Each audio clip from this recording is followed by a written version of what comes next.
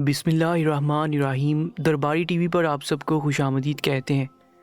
آج صبح سے موسم کافی خراب تھا۔ گرمی نے ہر طرف داغ بٹھائی ہوئی تھی۔ گرمی سے ہر چرند پرند کا برا حال تھا۔ اتنی گرمی پڑ رہی تھی گویا کہ سورج زمین کے قریب آ گیا ہو، اور مئی جون میں تو ویسی بہت گرمی ہوتی ہے۔ گرمی میں شدید کام کی وجہ سے میرے بابا کی طبیعت خراب ہو گئی۔ پہلے تو ہم نے سوچا کہ شاید کوئی معمولی سی درد ہے، مگر تھوڑی دیر بعد میرے بابا کو سانس لینے میں کافی دشواری محسوس ہونے لگی۔ میرے بابا مجھے زور زور سے پکارنے لگے، معصومہ معصومہ۔ یہ کہتے کہتے ان کی آواز ڈوبنے لگی تو میں گھبرا گئی۔ مجھے سمجھ نہیں آ رہی تھی کہ میں کیا کروں، کیونکہ میری ماں تو بیچاری فالج کی مریضہ تھی۔ میں ایک ہی بہن تھی، میرا نہ کوئی بھائی تھا نہ ہی کوئی اور بہن تھی۔ آ جا کے صرف ماں اور بہن کا آسرا تھا۔ سارا دن گرمی میں بابا کام کرتے تھے، کیونکہ وہ کام کرتے تھے تو ہمارے گھر کی روزی روٹی چل رہی تھی۔ ہم لوگ 3 وقت کی روٹی سوکھے کھا کر اللہ کا شکر ادا کرتے۔ مہنگائی اتنی تھی کہ جتنا بابا کماتے تھے اس سے صرف ماں کی دوائیاں اور بمشکل گھر کا خرچ ہی چل رہا تھا۔ جیسی بابا کی طبیعت خراب ہوئی تو سب سے پہلے مجھے ان کے علاج کی فکر ستانے لگی۔ مجھے اتنی فکر تھی کہ سمجھ ہی نہیں آ رہا تھا کہ ابو کو کس اسپتال میں لے کر جاؤں، کیونکہ میرے پاس اتنے پیسے بھی نہیں تھے۔ میں بھی سوچ ہی رہی تھی کہ جلدی میرے باپ کا دوست آیا اور ابو کو لے کر ہسپتال پہنچے۔ وہاں پر جا کر پتہ چلا کہ ابو کی راستے میں ڈیتھ ہو گئی ہے۔ ہم لوگ جنہیں ابو کا ہی آسرا تھا اس سے بھی ہاتھ دھو بیٹھے تھے۔ پیسے نہ ہونے کی وجہ سے اور کسی کا ساتھ نہ ہونے کی وجہ سے میرے ابو کی راستے میں ڈیتھ ہو گئی۔ میرے ابو کا انتقال میرے لیے بہت بڑا نقصان تھا۔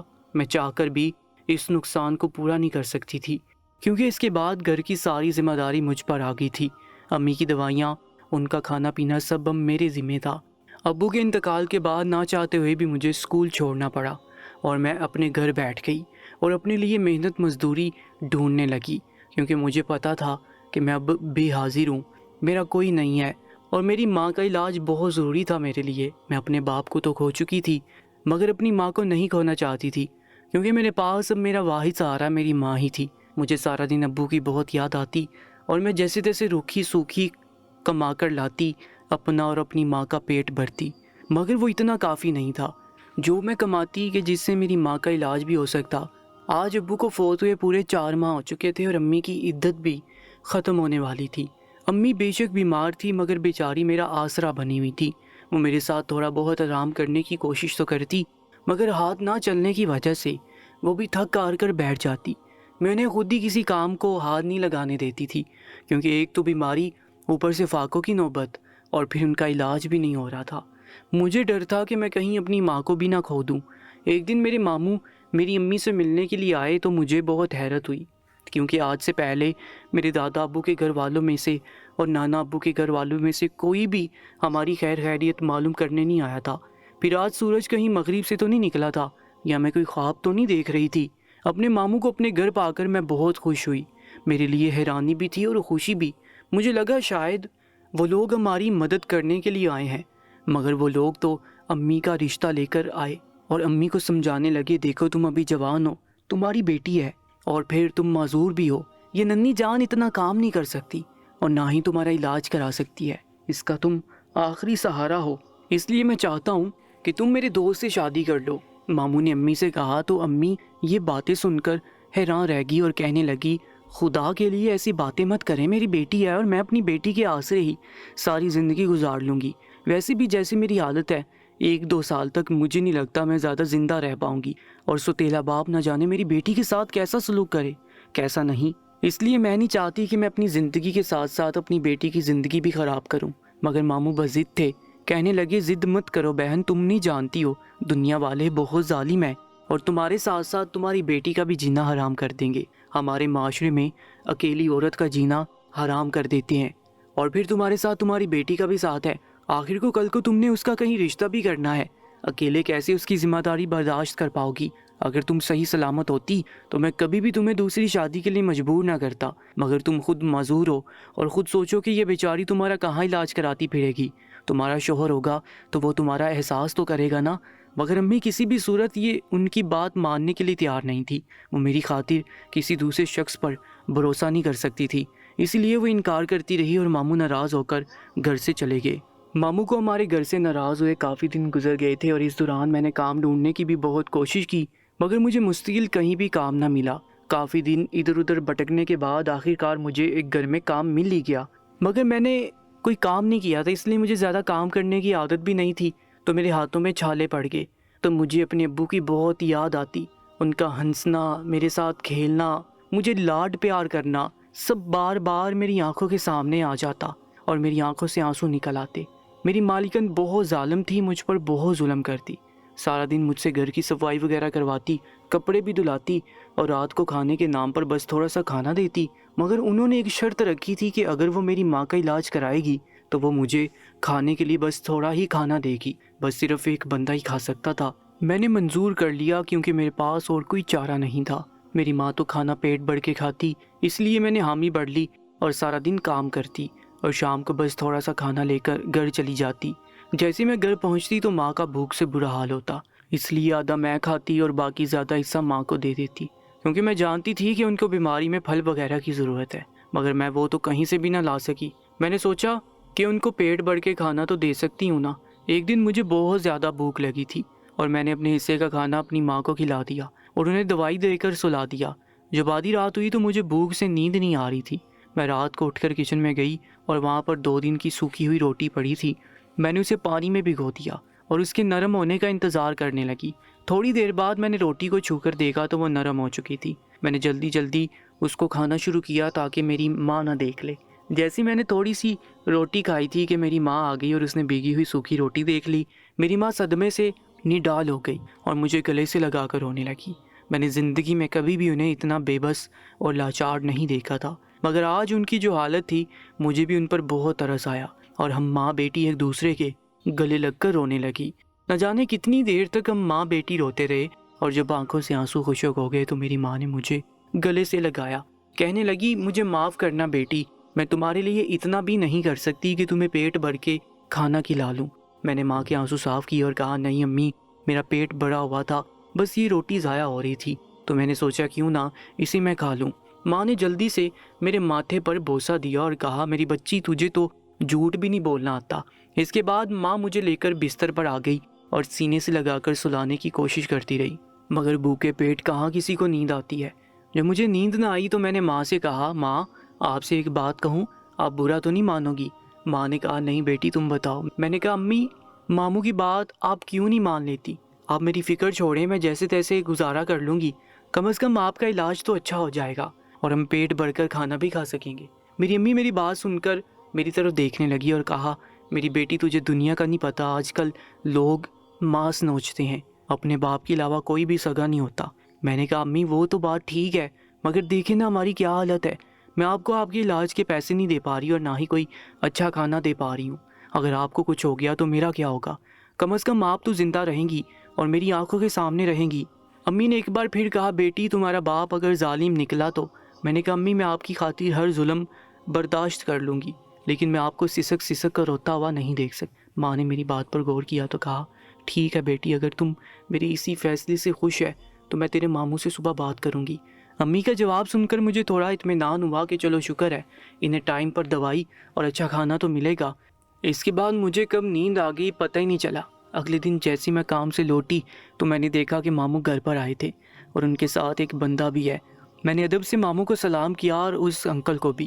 میرے سلام کا جواب ماموں نے بہت ہی شفقت سے دیا اور میرے سر پر ہاتھ رکھا جیسے انہیں مجھ سے بہت زیادہ محبت ہو۔ حالانکہ حقیقت یہ تھی کہ جب سے ابو فوت ہوئے تھے ہمارا کوئی بھی رشتہ دار ہماری طرف نہیں آیا تھا اور نہ ہی کسی نے حال پوچھا تھا کہ ہم نے کچھ کھایا بھی ہے یا نہیں۔ مگر جب ماموں نے میرے سر پر اتنی شفقت سے ہاتھ رکھا تو میں باقی ساری باتیں بھول گئی اور مجھے لگا کہ شاید میرا بھی کوئی اپنا ابھی زندہ ہے۔ امی خاموشی سے بیٹھی ہوئی تھی اور مجھے دیکھ کر نظریں جھکا لیں اور کہا بیٹی تمہارے ماموں کافی دیر بعد گھر آئے ہیں، چائے پانی کا انتظام کرو۔ میں نے اس بات میں سر ہلایا اور کچن میں چلی گئی۔ کچن میں جا کر میں نے ان لوگوں کی باتیں سنی، ان کی آواز مجھے کچن میں صاف سنائی دے رہی تھی۔ ماموں اس آدمی سے اسی جمعہ نکاح کرنے کا کہہ رہے تھے تو مجھے سمجھ آیا کہ یہ وہی شخص ہے جو میرا ستیلا باپ بننے والا ہے۔ میں نے چائے بناتے ہوئے سوچا کہ کاش میرا باپ زندہ ہوتا تو آج مجھے یہ کڑوا گھونٹ نہیں پینا پڑتا۔ بے شک ہم غریب تھے مگر میرے باپ نے کبھی بھی مجھے کسی بات کی فکر نہیں ہونے دی تھی۔ چائے بناتے ہوئے مجھے اپنے بابا کی ایک ایک بات یاد آنے لگی۔ مجھے ان کے ساتھ گزارے ہوئے ایک ایک دن یاد آ رہے تھے۔ ان کی مسکراہٹ جیسے ہی میری آنکھوں کے سامنے آتی تو میرا دل کٹ کے رہ جاتا۔ مجھے سمجھ نہیں آ رہی تھی کہ میرے ساتھ ہی تقدیر نے یہ سب کیوں کیا۔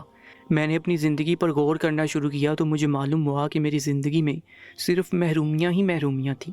پہلے غریبی کا دکھ، پھر ماں کے چارپائی پر لیٹ جانے کا، اور اب باپ کے چلے جانے کا، اور اب ایک اور دکھ جو میری زندگی کو دیمک کی طرح چاٹ رہا تھا، اپنی ماں کا دوسرا شوہر۔ میں اپنے باپ کی جگہ کسی دوسرے شخص کو نہیں دینا چاہتی تھی، مگر میری مجبوری تھی۔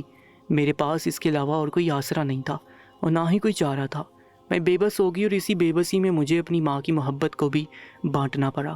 مگر میرے دل کو ایک اطمینان تھا کہ اگر شادی کے بعد میری ماں ٹھیک ہو جاتی ہے تو میرا خیال ہے میرے لیے اس سے بڑھ کر اور کچھ بھی نہیں تھا، کیونکہ میری ماں کا دوسرا شوہر اس کی ذمہ داری اچھے سے نبھائے گا، اس کی دوائی اور اس کے کھانے پینے کا خیال رکھے گا، اور شاید مجھے بھی لوگوں کے گھروں میں کام نہیں کرنا پڑے گا۔ یہ سب سوچنے میں میں اتنی مشغول تھی کہ مجھے پتہ ہی نہ چلا چائے کب برتن سے ابل کر چولہے پر پڑ گئی۔ آج جمعہ کا دن تھا اور میری ماں کا نکاح سادگی سے ہو گیا۔ میرا دوسرا باپ مجھے زیادہ اچھا نہیں لگا تھا۔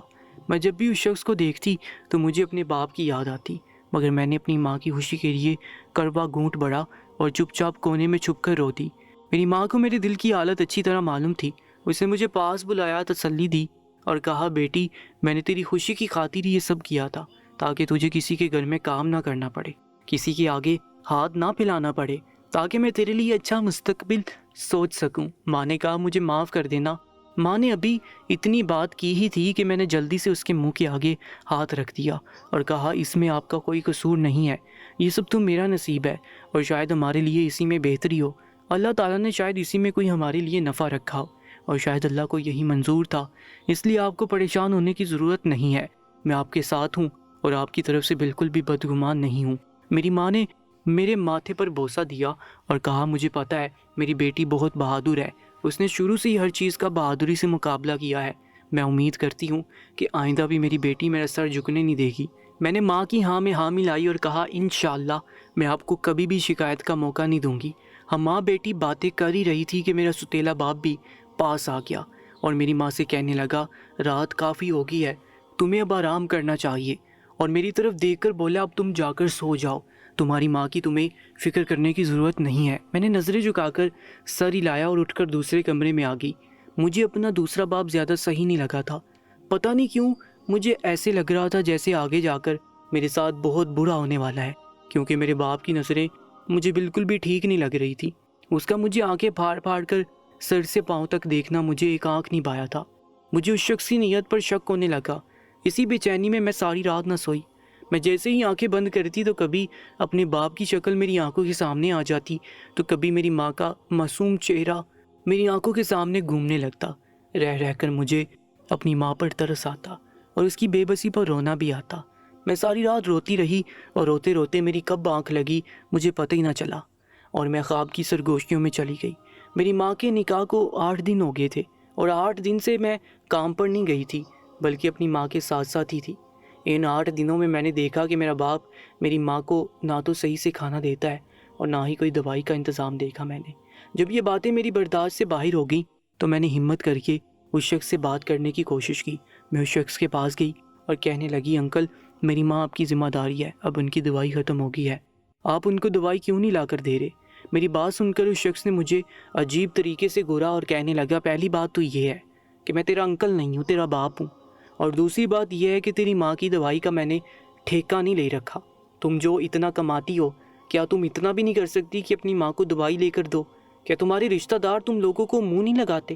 ان کی یہ باتیں سن کر میرا کلیجہ پھٹ گیا اور میں نے کہا، اگر یہ سب میں نے ہی کرنا تھا تو پھر میری ماں نے آپ سے شادی کیوں کی؟ اگر شادی کے بعد بھی مجھے ہی کام کرنا ہے تو آپ یہاں کیا کر رہے ہیں؟ میرے ستیلے باپ نے میرے منہ پر زوردار تھپڑ مارا اور کہا، گزبر کی اور زبان دیکھی ہے؟ میری ماں جو چارپائی پر لیٹی یہ منظر دیکھ رہی تھی، میرے منہ پر تھپڑ پڑا دیکھ کر تڑپ اٹھی۔ میرے باپ نے ایک زوردار جھولا مجھے دیا اور کہا، سنبھالو اپنی بیٹی کو، بہت لمبی زبان ہے اس کی، اگر ایسی زبان چلتی رہی تو اگلے گھر میں جانے کے قابل نہیں رہے گی اور وہاں پر بھی ہمیں رسوائی کرے گی۔ میری ماں نے جیسی سب دیکھا تو انہوں نے جلدی سے مجھے سینے سے لگایا اور کہا، جا بیٹی کمرے میں جا، میں کرتی ہوں تیرے باپ سے بات۔ میں کمرے میں تھی مگر مجھے ان کی آوازیں صاف آ رہی تھیں۔ ماں اسے کہہ رہی تھی، بیٹی ہے، آپ کو اس طرح اس پر ہاتھ نہیں اٹھانا چاہیے تھا۔ میری بیماری کو لے کر وہ کچھ زیادہ ہی سیریس سوچتی ہے، آخر بیٹی ہے نا، اس لیے امی ابھی بات کر ہی رہی تھی کہ اس شخص نے ٹوکا اور کہا، بیٹی ہے تو صرف تیری، میری کچھ نہیں لگتی۔ ہاں، آج کے بعد اگر اس نے میرے سامنے زبان کھولی تو میں اس کی زبان کھینچ دوں گا، اس کو لگام ڈال کر رکھو، بیٹی ہے اسی لیے کہا ہے، زیادہ لڑکیوں کا بولنا مجھے پسند نہیں ہے۔ ستیلی باپ کی یہ باتیں سن کر مجھے بہت رونا آیا اور میں چپ چاپ اپنے آنسو پیتی رہی۔ وہ شخص امی کو باتیں سنا کر گھر سے باہر چلا گیا اور میں باہر آ کر امی سے لپٹ گئی اور ہم دونوں ماں بیٹی پھوٹ پھوٹ کر اپنے نصیب پر رونے لگے۔ امی نے کہا، دیکھا بیٹی، جب باپ کا سایہ سر سے چھن جاتا ہے تو لوگ اس طرح سے بے رحم ہو جاتے ہیں، دنیا تنگ ہو جاتی ہے آپ پر۔ ایک باپ بھی اچھی چھاؤں ہے جہاں پر ہم ساری کڑکتی دھوپ سے پھر کر آ جائیں، پھر بھی اگر اس کی چھاؤں میں آ جائیں تو ہمیں اتنی ٹھنڈک ملتی ہے کہ ہم اس ساری کڑکتی دھوپ کو بھول جاتے ہیں۔ اسی دن کے لیے میں شادی نہیں کرنا چاہتی تھی مگر تمہاری ضد کے آگے میں نے ہار مان لی۔ میں نے امی کے آنسو صاف کرتے ہوئے کہا، میں نے تو صرف یہی سوچا تھا کہ آپ کا آسرا آ جائے گا، کل کو میں بیاہ کر دوسرے گھر چلی بھی جاؤں گی تو آپ اکیلی اپنی بیماری سے کیسے لڑیں گی؟ کم از کم آپ کو اچھا کھانا اور آپ کی دوائی تو ٹائم پر ملتی رہے گی۔ مگر مجھے کیا معلوم تھا کہ قسمت یہاں پر بھی ہمیں منہ کی کھانی پڑے گی اور ہماری قسمت یہاں پر بھی ہمارا ساتھ نہیں دے گی۔ امی، صرف ہماری ہی قسمت ایسی کیوں ہے؟ یہ جو لوگ دنیا میں اتنے خوش پھر رہے ہیں، ان کے ساتھ ایسا کیوں نہیں ہوتا جیسا ہمارے ساتھ ہوا ہے؟ آخر ہم نے کسی کا کیا بگاڑا ہے جو ہر دکھ آ کر ہماری دروازہ دیکھ لیتا ہے؟ ہر بد نصیبی نے ہماری ہی راہ دیکھی ہوئی ہے، کوئی بھی خوشی ہمیں راز کیوں نہیں آتی؟ امی نے کہا، بیٹی، بس ایک باپ ہی ایسا آسرا ہے جو اپنے بچوں کا اچھا سوچتا ہے، ورنہ دنیا میں ہر بندہ ہی لالچی ہے، کوئی کسی کا نہیں سوچتا۔ یہاں پر اپنے لیے سب کچھ خود کرنا پڑتا ہے۔ امی کی باتیں اب مجھے سمجھ آنے لگی تھیں۔ میں نے چھوٹی سی عمر میں اتنی ٹھوکریں کھائی تھیں کہ اب مجھے کوئی بھی غم شاید نہ توڑ سکتا۔ اگلے دن میں گھر پر موجود تھی تو میرے باپ کو میرا گھر پر رہنا ایک آنکھ نہ بھایا۔ اس نے مجھے بلا کر کہا، تو آج پھر گھر پر یہ اگر کام پر نہیں جائے گی تو ہم کہاں سے کھائیں گے؟ ابو کے منہ سے یہ سب باتیں سن کر میرے تو ہوش ہی اڑ گئے۔ میں نے تو سوچا تھا کہ شاید اب میرا لوگوں کو گھروں میں آنا جانا نہیں ہوگا، مجھے گھر پر بیٹھے ہی شاید روٹی مل جائے گی، مگر ابو کے منہ سے یہ سب سن کر مجھے بہت عجیب لگا اور میں نے کہا، میں کام پر نہیں جاؤں گی، وہ لوگ بہت ظالم ہیں، سارا دن مجھ سے کام کرواتے ہیں اور کام کر کے میرے ہاتھ میں چھالے بھی پڑ گئے ہیں۔ ابو نے میری بات غور سے سنی اور کہا، آئی تو مہرانی، تجھے کیا لگتا ہے میں تجھے گھر بٹھا کر مفت کی روٹیاں ترواؤں گا؟ میرا تیری ماں کے ساتھ نکاح ہوا ہے اور تیرا میں نے کوئی ٹھیکہ نہیں لے رکھا، کام تو تجھے کرنا ہی پڑے گا۔ روٹیاں کھاتے ہوئے تجھے کچھ نہیں ہوتا لیکن کام کرتے ہوئے تجھے موت پڑتی ہے۔ میں نے جب کام کرنے سے انکار کیا تو میری ستیلے باپ نے مجھے بالوں سے پکڑ کر گھسیٹنا شروع کر دیا اور کہا، کام پر تو تجھے جانا ہی پڑے گا۔ میں نے اپنے بال چھڑائے اور کہا، اگر میں نہیں کام پر جانا ہے تو پھر تو یہاں پر کیا کر رہا ہے؟ تو بھی نکل ہمارے گھر سے۔ میری یہ بات سن کر میرے ستیلے باپ کو اور غصہ آیا اور اس نے مجھے مارنا شروع کر دیا اور کہنے لگا، کتنی دفعہ کہا ہے میرے ساتھ زبان درازی مت کیا کرو، آج کے بعد تیری زبان نہ کھلی دیکھوں، تیرا وہ حشر کروں گا کہ ساری دنیا یاد کرے گی۔ میں تیرا ملازم نہیں ہوں کہ تیرا ٹھیکہ اٹھایا ہوا ہے۔ میں نے تم لوگوں کو جو مفت کی روٹیاں توڑنے کی عادت پڑ گئی ہے نا، میں تم لوگوں کو اب سیدھا کرتا ہوں۔ تیری ماں تو سارا دن بیماری کا بہانہ کر کے چارپائی توڑتی رہتی ہے اور تو اب اس کے نقش قدم پر چل کر مفت کا کھانا چاہتی ہے۔ میں اتنا بھی سیدھا نہیں ہوں جتنا تو نے مجھے سمجھا ہے، چپ چاپ کام پر چل۔ اور یہ باتیں کہہ کر اس نے مجھے بالوں سے گھسیٹا اور گھر سے باہر نکال دیا۔ کہنے لگا، جب تک 4 پیسے لے کر نہیں آئے گا اس گھر میں تجھے نہیں آنے دوں گا اور تیری ماں کو بھی اتنی اذیت دوں گا کہ تم سوچ بھی نہیں سکتی۔ میں اپنی ماں کو اذیت سے بچانے کے لیے کام پر چلی گئی۔ زندگی پھر وہیں پر آ کر رک گئی تھی جہاں سے میں نے شروع کی تھی، بس فرق صرف اتنا تھا کہ پہلے ایک ماں تھی جسے جا کر دیکھتی تو دل کو سکون ملتا تھا، لیکن اب گھر میں ایک جلاد آ گیا تھا جس کا ہر وقت میرے دل کو ڈر لگا رہتا کہ کہیں وہ میری ماں کو کچھ کر ہی نہ دے۔ میں سارا دن گھر پر کام کرتی، رات کو روکھا سوکھا کھا کر چپ چاپ سو جاتی، یا کبھی وہ بھی نہ ملتا تو میں چھپ کر رو لیتی اور منہ پانی سے دھو لیتی تاکہ ماں کو پتہ نہ چل پائے۔ اگر ماں میرے آنسو دیکھ لیتی تو شاید وہ زیادہ سہ نہ پاتی۔ پہلے اپنی ماں کو دوائیوں کی وجہ سے اس کو اس اندھیرے کنویں میں دھکیل دیا تھا، مگر اب اس کو زندہ اور خوش دیکھنے کے لیے میں نے اپنے لب سی لیے تھے۔ میں بھی صرف 17 سال کی تھی، مگر میرے خد و خال اور جسامت سے ایسا لگتا کہ میں شاید بوڑھی ہو رہی ہوں۔ دکھوں اور پریشانیوں کی وجہ سے میرے چہرے کا رنگ دن بدن بدلتا ہی جا رہا تھا۔ بس جیسے ہی گھر جاتی ایک نیا دکھ میرا انتظار کر رہا ہوتا، ایک نئی اذیت مجھے ملنے کے لیے تیار ہوتی۔ اب مجھے ان سب چیزوں سے کوئی فرق نہیں پڑتا تھا، اب میں ان سب چیزوں کی عادی ہو گئی تھی۔ ایک دن جیسے میں گھر گئی تو میں نے دیکھا کہ میرا باپ بہت غصے میں بیٹھا ہوا تھا۔ میں نے اس پر کوئی توجہ نہیں دی اور اپنی ماں کو جا کر گلے لگایا اور پوچھا کہ تیری طبیعت کیسی ہے؟ اس سے پہلے کہ ماں کچھ بولتی، باپ بولا، ارے کیسی ہو سکتی ہے جس کی تجھ جیسی نالائق اولاد ہو، وہ ماں بلا کیسے ٹھیک ہو سکتی ہے؟ میں نے کہا میں نے کیا کیا ہے؟ اب سارا دن تو میں گھر سے باہر رہتی ہوں اور شام کو واپس آتی ہوں تو ابھی بھی میری وجہ سے کچھ ہوا ہے میری ماں کو؟ تم بتاؤ ماں، کیا ہوا ہے تمہیں؟ اس طرح سے کیوں بیٹھی ہو؟ ماں نے غموں میں ڈوبتی ہوئے آواز سے کہا، کچھ نہیں ہوا ہے، تو تھکی آئی ہے، جا کر کمرے میں جا کر آرام کر۔ ماں کی بات کرنے سے پتہ چلا کہ شاید وہ روتی رہی ہے۔ میرا تو کلیجہ ہل گیا۔ میں نے کہا میں تب تک نہیں جاؤں گی جب تک تم مجھے نہیں بتائے گی کہ ہوا کیا ہے۔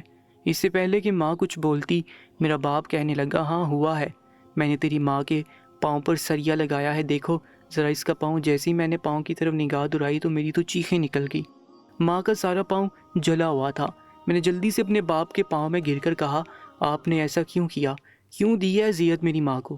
آپ کے کہنے پر میں کام پر جا تو رہی ہوں، پھر آپ کو کیا چاہیے؟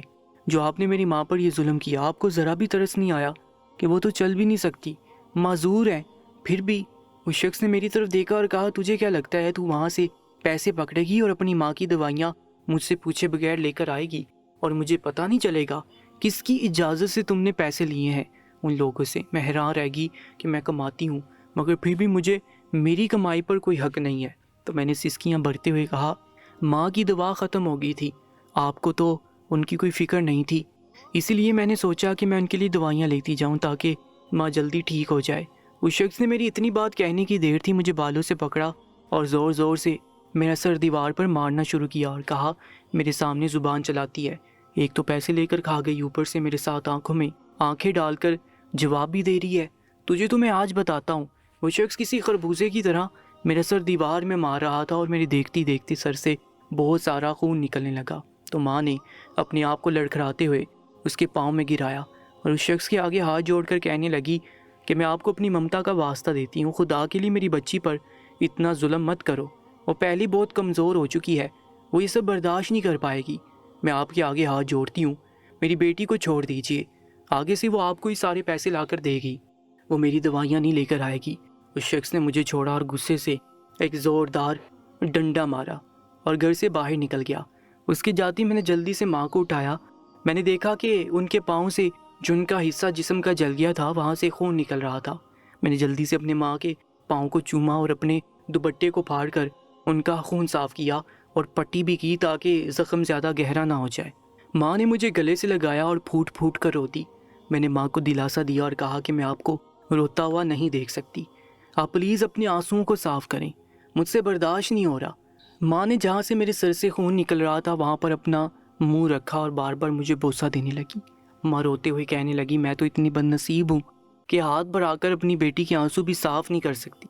میں نے کہا کوئی بات نہیں، آپ کی بیٹی بہت مضبوط ہے، میں ہوں نا، میں اپنے اور آپ کے آنسو بالکل صاف کر دوں گی، آپ بس پریشان نہ ہو۔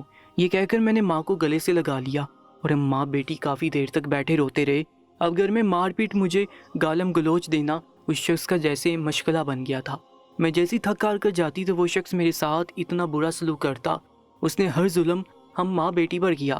مجھے حیرت تھی کہ اتنا عرصہ گزر چکا تھا، ہمارے حالات اتنے خراب تھے، مگر وہ میرا ماموں جو میری ماں کے نکاح سے پہلے بڑے بڑے دعوے کرتا تھا ہمیں سہارا دینے کے اور ہم پر اس شخص پر نظر رکھنے کے، وہ بعد میں ہمیں کہیں بھی نظر نہیں آیا۔ ہم پہلے کی طرح بالکل بے آسرا تھے، ہمیں کسی کا بھی کوئی سہارا نہیں تھا۔ فرق صرف اتنا تھا کہ پہلے ہم 2 کھانے والے تھے، اب مجھے تیسرے شخص کا بھی پیٹ پالنا پڑ رہا تھا۔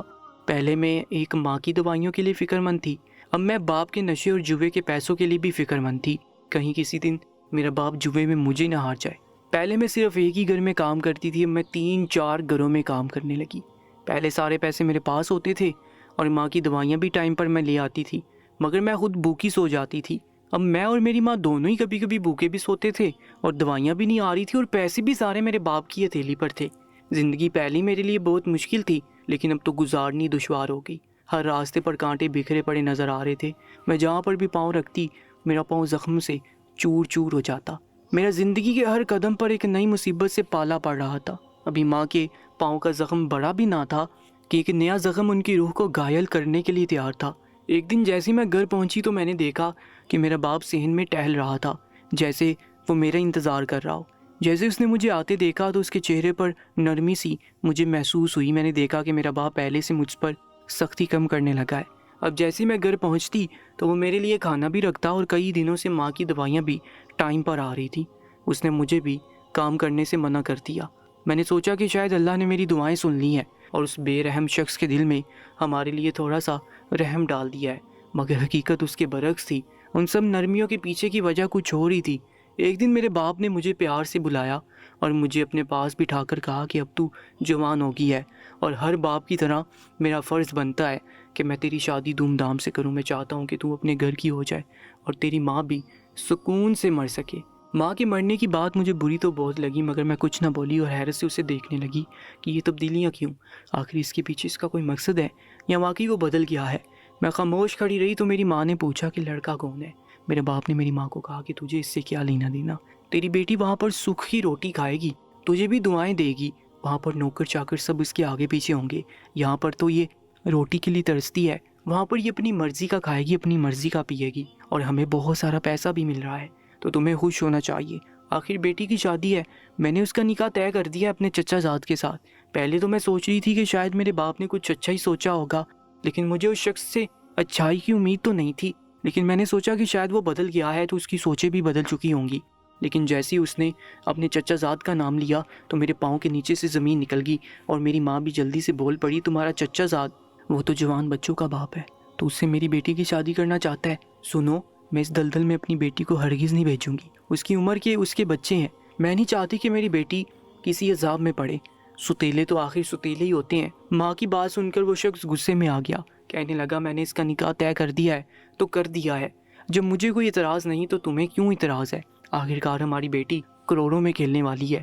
میں نے کہا مجھے اس شخص سے شادی نہیں کرنی، وہ مجھ سے عمر میں بہت بڑا ہے اور میں ہرگز بھی اسے پسند نہیں کرتی، اور میں اپنی ماں کی بات مانوں گی، میں صرف اسی سے شادی کروں گی جسے میری ماں میرے لیے پسند کرے گی۔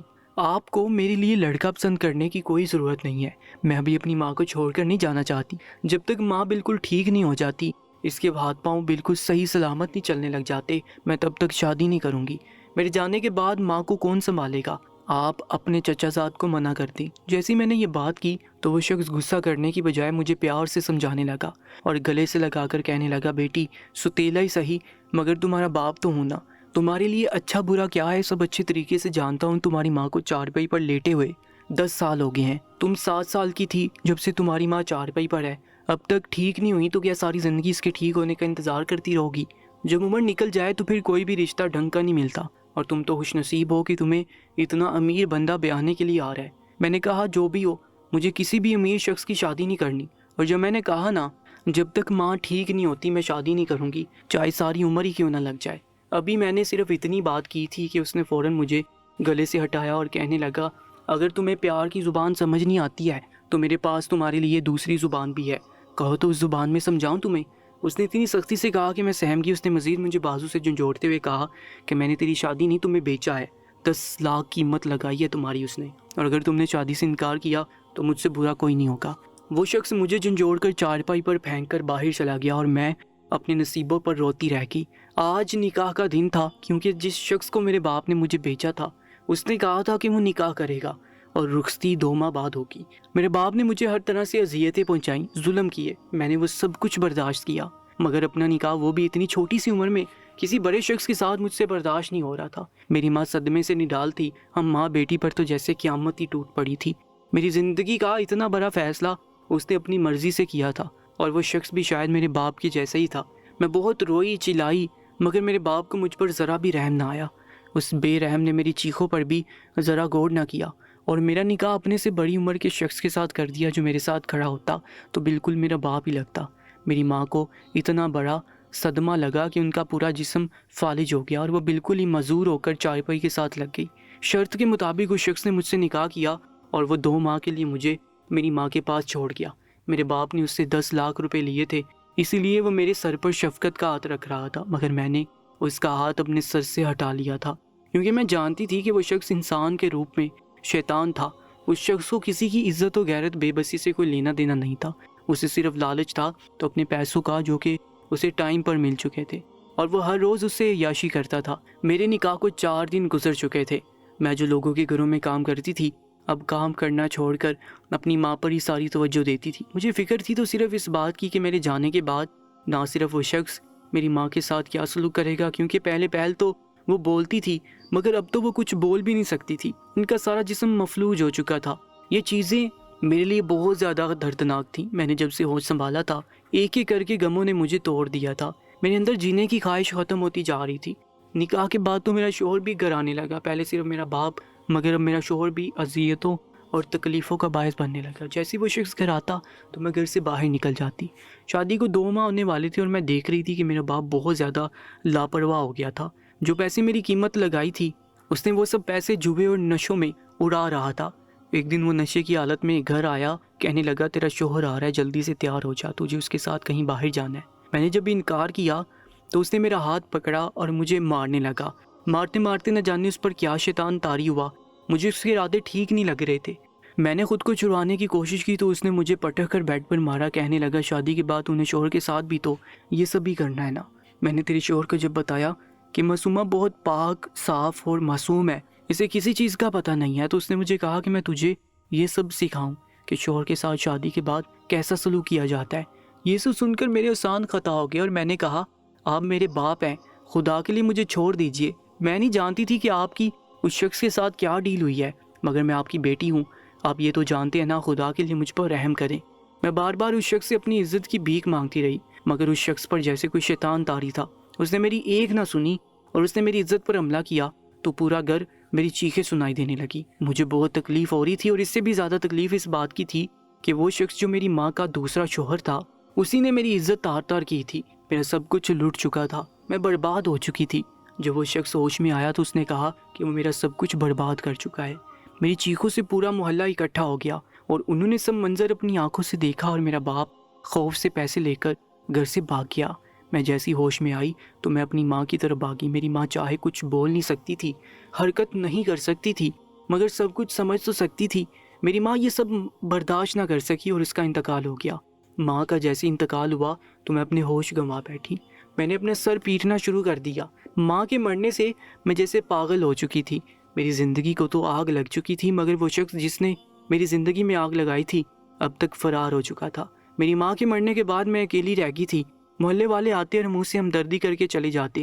مجھے نہ کھانے کا ہوش تھا، نہ پینے کا، اور نہ ہی اپنی کوئی سدھ بدھ کہ میں کہاں ہوں اور کہاں نہیں۔ میں سارا دن پاگلوں کی طرح گھر کی دیواروں سے ٹکراتی رہتی۔ میں بالکل ہی پاگل ہو چکی تھی۔ مجھے جیسے ہی وہ واقعہ یاد آتا تو میں اونچی اونچی چیخنا شروع کر دیتی۔ میری چیخیں اتنی بلند ہوتی کہ آس پاس والے لوگ اکٹھے ہو جاتے۔ وہ مجھے بہت دلاسا دیتے، ہمت دیتے، مگر میں اندر سے بالکل ٹوٹ چکی تھی۔ انہیں کیا بتاتی، وہ لوگ بھی سب کچھ میرے بارے میں سچ جانتے تھے، اس لیے بہت سارے لوگ میرے ساتھ ہمدردی کرتے، مگر مجھے اب کسی کی ہمدردی کی ضرورت نہیں تھی۔ جو میری ماں زندہ تھی تو کسی نے ہمیں پانی تک نہیں پوچھا تھا۔ اب جب وہ مر گئی اور میں برباد ہو چکی تھی تو سب لوگ میری ہمدردی کے لیے آ رہے تھے۔ میرے نکاح کو 2 ماہ ہو چکے تھے۔ میرا شوہر ایک دن مجھے لینے کے لیے آیا تو میں نے اسے سب کچھ سچ بتا دیا۔ جیسے ہی میں نے اسے سب کچھ سچ بتایا تو وہ بھی مجھ سے نفرت کرنے لگا۔ اس نے مجھے طلاق دے دی۔ طلاق دینے کے بعد اس نے میرے باپ کو ڈھونڈا، اسے رقم کا تقاضا کرنے لگا جو اس نے میری عوض اسے دی تھی، یعنی 10 لاکھ روپے۔ میرا باپ ساری رقم نشے اور جوئے میں اڑا چکا تھا، اس کے پاس دینے کے لیے کچھ بھی نہیں تھا، تو میرے شوہر نے پولیس بلا لی اور میرے باپ کو تھانے لے گیا۔